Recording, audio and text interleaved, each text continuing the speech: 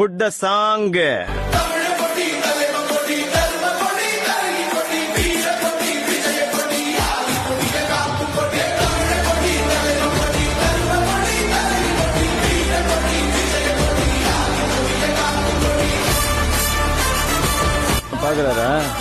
பாக்குறாரு பயங்கரமா பாக்குறாரு.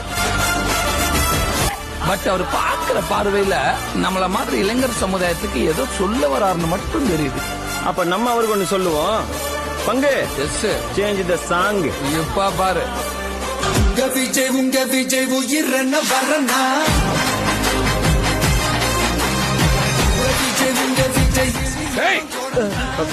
என்னையா போனா பங்கு அவர் கூப்பிடுறத பார்த்தா பார்ட்னர் அவருக்கு டீல் பேசுவாரு.